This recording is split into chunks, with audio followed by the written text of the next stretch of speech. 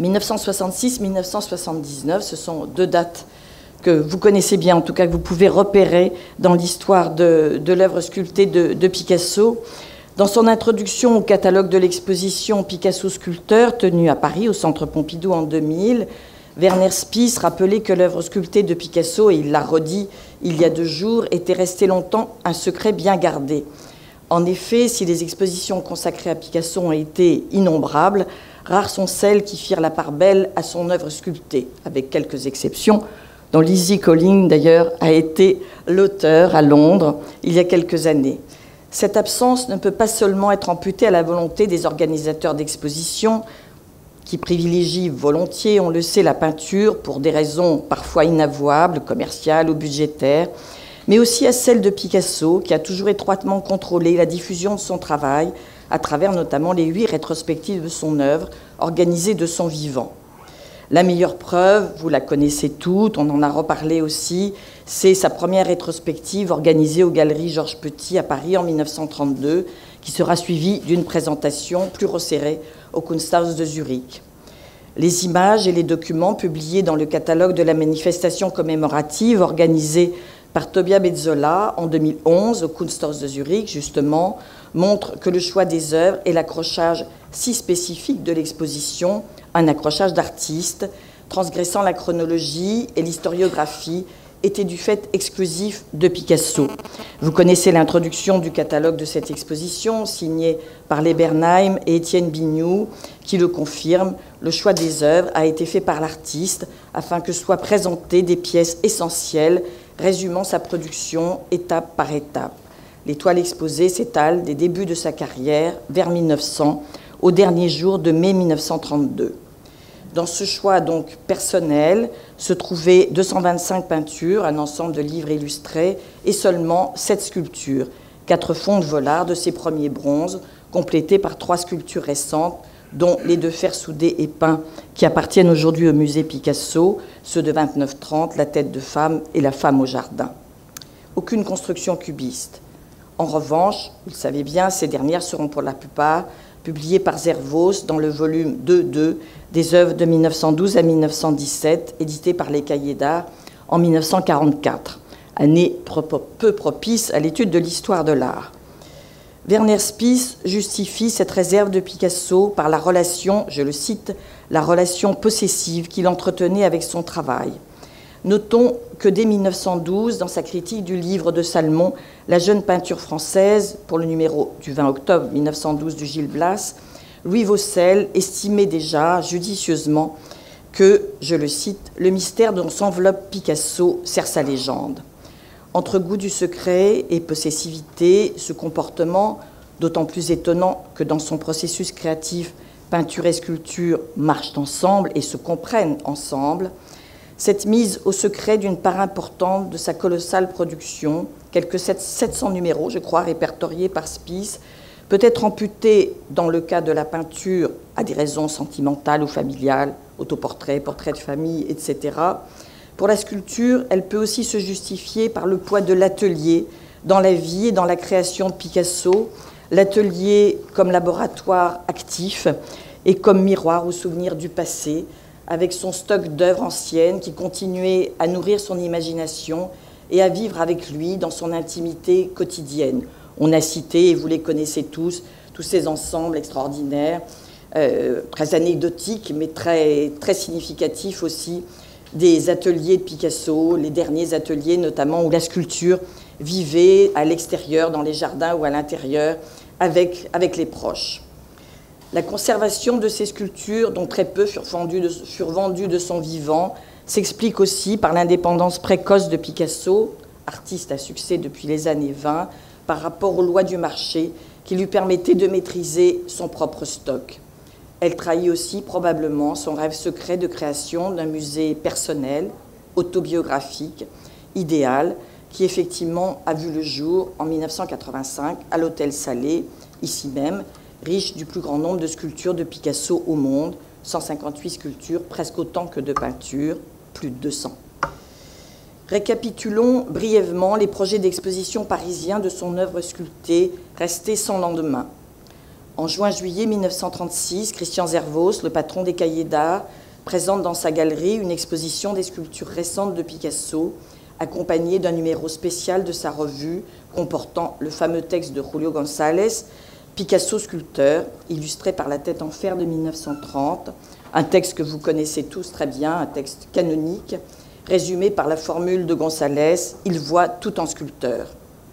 Un an plus tard, en juillet 1937, Zervos tente d'organiser au Petit Palais une exposition de sculptures de Picasso pour faire écho à la présentation de Guernica et des têtes en ciment de Boisgeloup plantées à l'extérieur du pavillon espagnol de l'exposition internationale.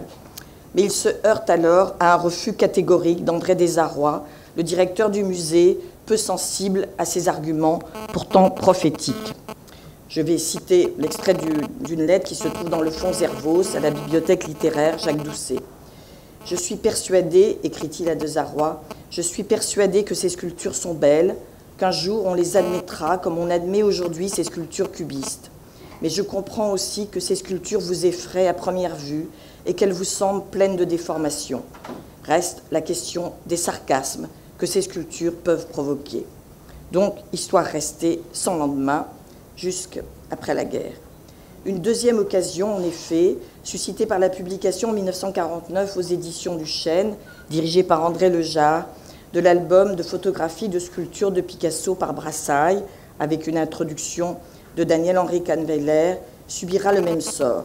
Cette publication, vous la connaissez toutes aussi, une publication assez luxueuse, comme en produisaient les éditions du Chêne à l'époque, mais guère susceptible d'atteindre un large public qui présentait l'avantage de révéler des pièces inédites et de montrer surtout, enfin, l'œuvre sculptée dans sa continuité, même si elle passait encore une fois largement sous silence des reliefs cubistes. En effet, avant même d'organiser à Paris en 1953 la première exposition entièrement consacrée au cubisme, qui, étrangement pour cette date, montrait en tout et pour tout, en guise de sculpture cubiste, un seul exemplaire du verre d'absinthe, celui du Mnam, qui alors était conservé dans la collection de Ronald Davis, puisqu'elle a fait l'objet d'une vente par Kahnweiler. Jean Cassou, donc le directeur du Mnam, très proche de Picasso, avait vainement sollicité Picasso pour monter une exposition entièrement vouée à la sculpture.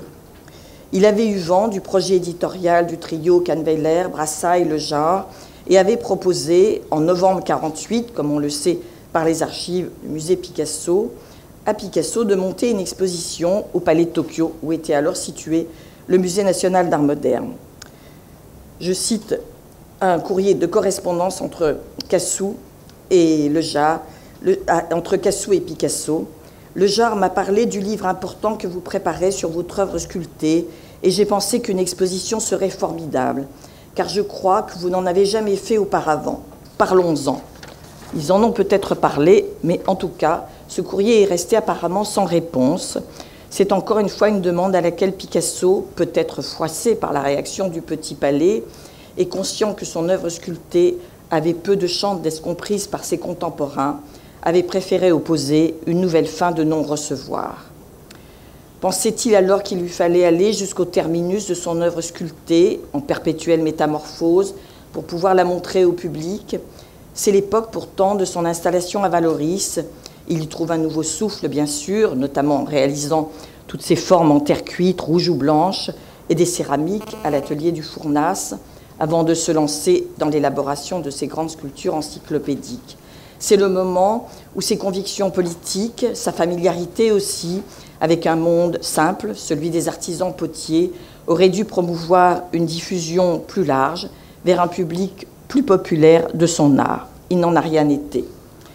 En mai-septembre 1957, le MoMA, vieux complice de Picasso, notamment grâce à l'action d'Alfred Barr, fête les 75 ans de l'artiste en ouvrant une nouvelle exposition commémorative de son œuvre, venant après celle de 1939-40 à New York et à Chicago, pour lequel Barr n'avait pu alors obtenir de Picasso autant de sculptures qu'il en aurait voulu.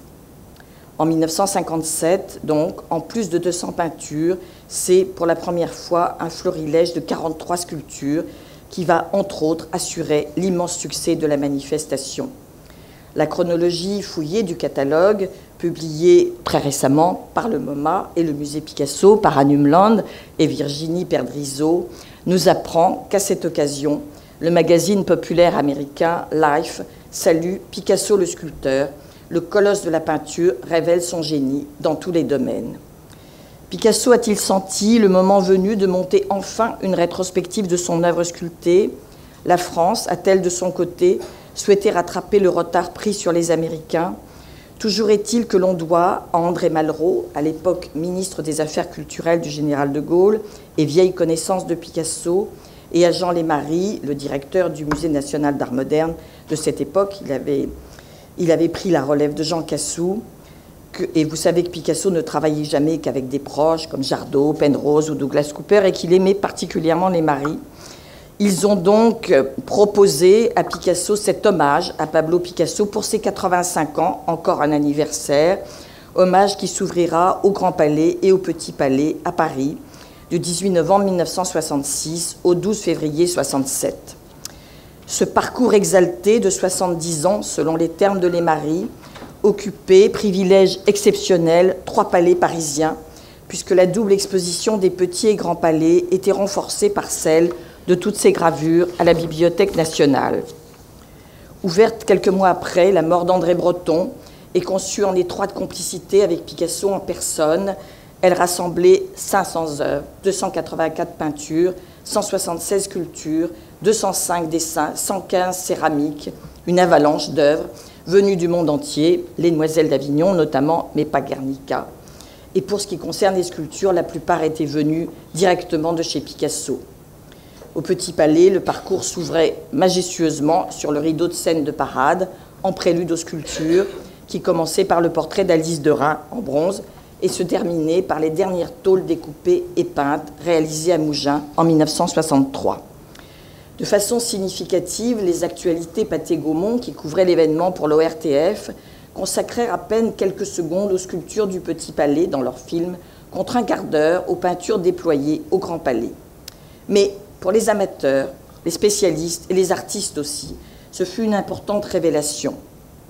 Ici même, ainsi que dans l'entretien conduit par Cécile et Virginie dans le catalogue français de l'exposition, Werner Spies a rappelé que son catalogue complet des sculptures de Picasso, la Bible en la matière, publié en 1971, n'aurait jamais vu le jour sans l'exposition de 1966, dont la découverte fut pour lui, je le cite, un véritable choc. C'était extraordinaire de découvrir cet univers du bricolage avec le sentiment d'avoir sous les yeux le secret le mieux gardé de l'histoire du XXe siècle. Autre exemple mémorable, celui de la réalisatrice d'origine argentine, Nelly Kaplan, qui a raconté l'an passé, dans ses murs même, comment l'annonce même de l'exposition l'avait encouragée à traverser l'Atlantique pour venir filmer cet ensemble extraordinaire. Son film, Le regard Picasso, tourné en 1966 dans les salles du Petit et du Grand Palais, recevra le Lion d'Or du Festival de Venise en 1967. Mais au préalable, Nelly Kaplan, la fiancée du pirate pour la génération qui est la mienne, avait présenté son film dans une toute petite salle de cinéma de Cannes à Picasso et à Jacqueline, Picasso n'ayant naturellement pas fait le déplacement à Paris pour voir sa triple exposition dont il dira à Jean Lémarie « En somme, c'est l'inventaire de quelqu'un qui s'appelle comme moi ». Le catalogue, placé sous la double égide de Malraux et de Picasso, à tout seigneur, tout honneur, était introduit par un texte de Paul Éluard et de Jean Lémarie qui saluait en Picasso le Michel-Ange du XXe siècle et l'archéologue de son temps. Il reproduit toutes les œuvres, quelques maladresses cependant, un verre d'absinthe tête en bas, une construction cubiste allongée, mais peu importe, c'était des catalogues de l'époque. Le succès public fut considérable. Plus de 400 000 visiteurs en 3 mois, c'est-à-dire 100 000 visiteurs de plus que la fabuleuse rétrospective des 57 peintures de Vermeer qui l'avaient précédé au Grand Palais. Mais moins que Toutankhamon, qui lui succéda un an plus tard et fit, comme on dit en langage commercial, 1 250 000 entrées et reste, je crois bien, le record absolu en la matière. L'impact de l'exposition, qui continua d'ailleurs sa vie à Londres et à New York, ne s'arrêta pas à la réception du grand public. Nul doute qu'elle encouragea l'État français à relancer le projet d'un musée entièrement dédié à la gloire de Picasso en France. Quelques années avant sa disparition, il est indiscutable que Picasso met ses affaires en ordre. En 1967, il permet au musée de Bâle de garder Les Deux Frères et l'Arlequin que la Suisse risquait de perdre. En 1968, il offre l'ensemble des peintures des Ménines au musée de Barcelone, créé par Jaime Sabartés. En 1970, il fait don à la ville catalane de toutes les œuvres laissées dans sa famille, sur place, je crois plus de 900 numéros en tout. Et enfin, en 1971, il offre sa légendaire guitare en tôle au MoMA et aussi un ensemble de 57 dessins au musée Réatu d'Arles, la ville qu'il appréciait en tant qu'aficionado. La même année, le musée du Louvre accroche dans la Grande Galerie les œuvres de Picasso des collections publiques françaises pour célébrer son 90e anniversaire cette fois.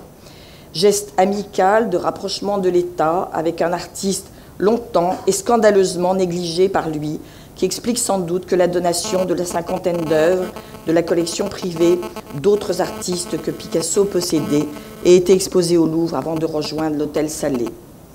En 1979, grâce à la loi autorisant par voie de dation d'œuvres d'art le paiement des droits de succession, une part importante des œuvres que Picasso avait gardées toute sa vie rejoint les collections nationales. Une grande exposition organisée par Dominique Bozo, le premier directeur de ce musée, présente ce fonds des Picasso de Picasso au Grand Palais, qui retrouve, 13 ans après, l'inépuisable démiurge célébré par Jean Lémarie en 1966. Merci.